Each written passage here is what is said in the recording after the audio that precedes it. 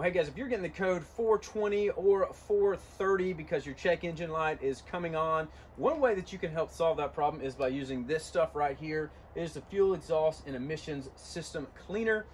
What's going on is your catalytic converter is not working correctly, and so what this can help you guys do is clean out everything and get it back to working properly. So I'm going to show you how you can do this. So all you have to do is follow the directions on the box. You want to have around a half a tank of gas and then put the entire bottle into your gas tank.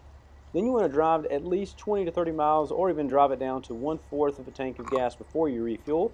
This allows the product to work, and it took me a few miles for this light to go off for me personally, but it did eventually, and it saved me from having to get my catalytic converter fixed.